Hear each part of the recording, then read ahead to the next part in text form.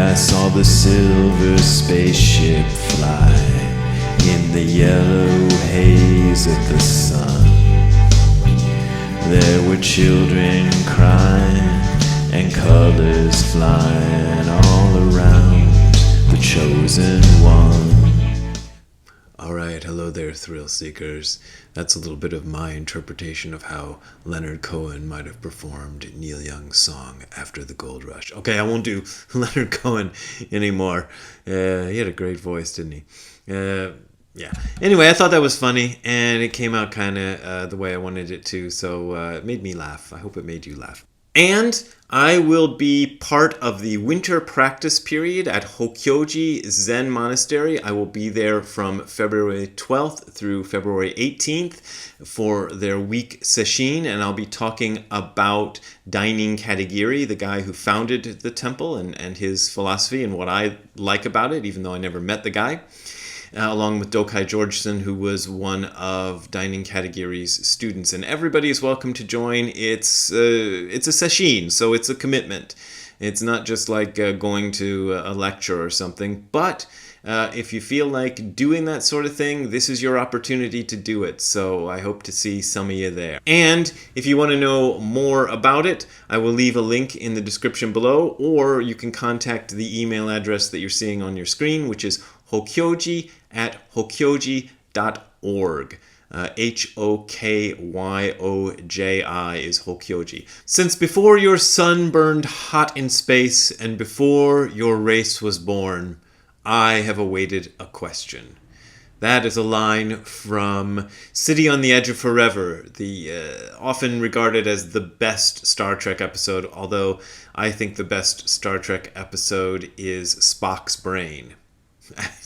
I don't know if it's the best episode, but it's the one I find the most entertaining. That and the space hippie one, which I can't remember what that one's titled. Anyway, that's what the Guardian of Forever says when, I can't remember if Kirk or Spock asks a question in front of it.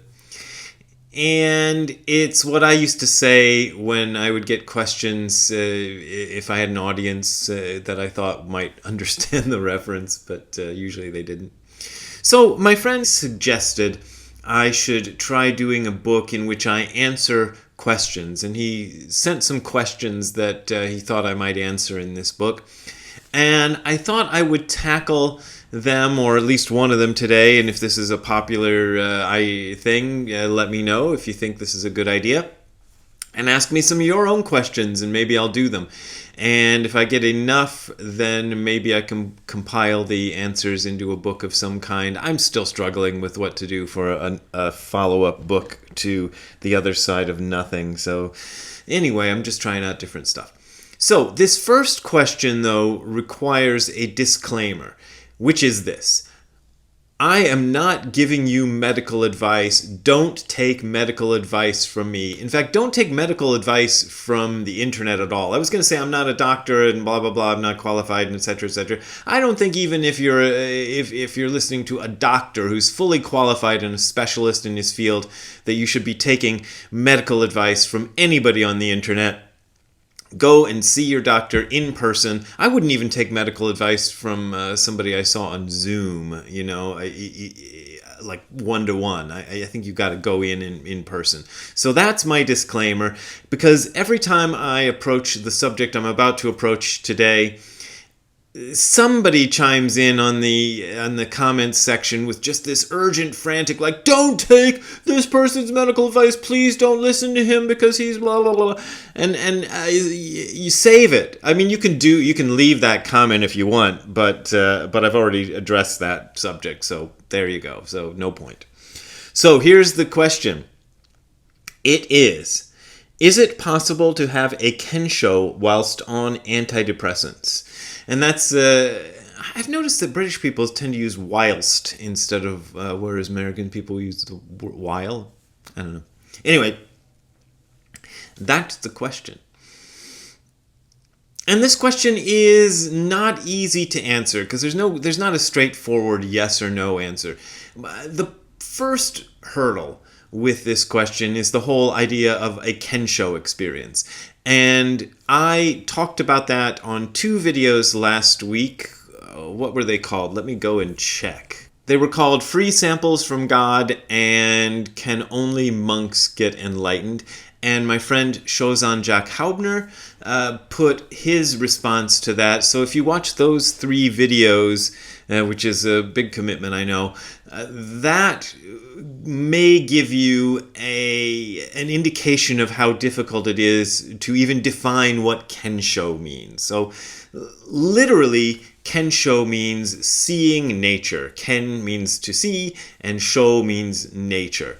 And what it's usually understood as is a so-called enlightenment experience, or an experience of understanding what reality actually is.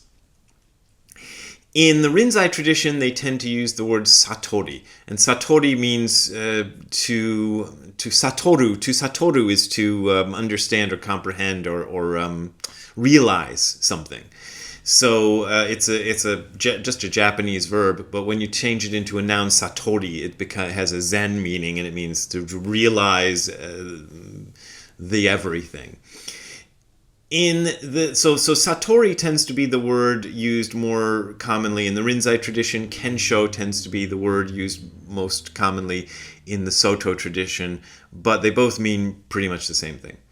Now, the question being framed, or the way the question is framed, is it possible to have a Kensho whilst on antidepressants? Well, is it possible to have a Kensho? Can you have a Kensho? Which the quick answer to that one is no. Because what you think of as you and what you think of as Kensho are, it's just, you're dissolving the entirety of you into Kensho. So there is no you having the Kensho. But if you kind of consider it in sort of retrospect, or consider it in terms of something somebody else has, you can kind of look at somebody else and go, okay, that guy had Kensho, or you can kind of look at yourself and go, I had Kensho in 1972 or whatever. So you can kind of look at it like that. So for the sake of answering the question, I'm going to try to look at it like that and not get into the deeper philosophical questions of can one even realize Kensho by, can you have Kensho? You can't have Kensho.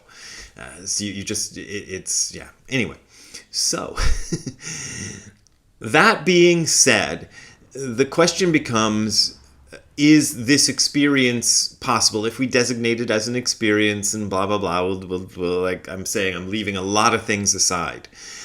If we designate it as an experience and say it's an experience that someone can have, can somebody who is using antidepressants have that experience? Well, I don't know. TLDR version, I don't know. I've never taken antidepressants. I think I'm probably a candidate for antidepressants and probably have been since I was 10 years old or something. But I'm of that generation that whose parents didn't drug their kids the way modern parents do these days. So my parents never got me on antidepressants when I was a kid. When I was an adult, I was suspicious of the whole deal and never took them. There was one time when I was prescribed antidepressants, and that was because of headaches. Apparently, I've forgotten the name of the medicine, but apparently there's one of the common antidepressants. It's one of the ones you hear about all the time, but I can't think of the name of it. Anyway, apparently it's good for treating headaches too. So I got the prescription, but between that and getting the actual pills in hand, I did some research on the side effects of the antidepressants and went, ooh, I don't want that. Because one of the things they said specifically that was really the deal breaker was it's addictive. I mean, they don't use the word addictive in the description, but you read this and you're like, that is a description of an addiction. It's a pill that you have to start taking slowly and build up the dosage over time, and then if you want to stop, you can't stop immediately because you'll have withdrawal symptoms, and you have to taper off and do all these other things. And I'm like, nah, I'm not getting into that. I'm not getting into that treadmill. So never took the antidepressants. That's just what I did. That is not my medical advice to you, okay? So just understand that. Japanese people, and I'm not a Japanese person. I mean, you can tell that, right? I'm not even a naturalized citizen of Japan. But I lived there for 11 years, and a lot of the Japanese cultural attitudes sort of seeped into me by osmosis. I was thinking about this before I made the video, and I can't remember ever having a conversation about antidepressants or psychiatric medicine or anything like that with any Japanese person. But somehow the Japanese cultural attitude towards that stuff did seep into me. I probably had a little bit of it before I went over there. But Japanese people tend to be extremely suspicious of that stuff. Other medicine they'll take, but psychiatric medicine tends to be kind of something that it's like, There was a movie that came out 10 or more years ago, I think, called Does Your Soul Have a Cold? And the phrase came from a translation of something some group, probably some pharmaceutical company was using to try to promote psychiatric treatment and psychiatric medication to Japanese people. And they had to use a slogan like, Does your soul have a cold? Probably something like Kokoro ga kaze o hiteru. I don't know if that's what they were translating. But the reason they had to use that slogan is because the very concept of why you get on a medication for feeling depression or something like that is just so foreign to Japanese people. So a lot of that seeped in. And if you talk to Japanese Zen masters, especially somebody older like my teacher Gudo Wafu Nishijima, well, he's dead now, but he was an old man by the time I ever met him, they don't like that stuff. I never saw Nishijima Roshi, stand on a stage in front of people and say, do not take thy of medication for psychiatric disorders, thus say I, or something. He never preached that. In fact, I never even saw him answer that question publicly, but I did ask it privately, and I got an earful of how he didn't think those things were very good. He had an attitude toward medicine in general, and I've talked about it on this YouTube channel before. I remember one time when he had a bad cold, and one of his students, gave him some medicine it was probably sinus medicine or something like that, and later on said to him, how did that medicine work? And he said, it was excellent. Too excellent. He didn't like the fact that it worked as well as it did, because it made him suspicious of like, what is this actually doing to my body? So that's a general attitude. And even in sort of classical Zen literature, you'll find an attitude that is...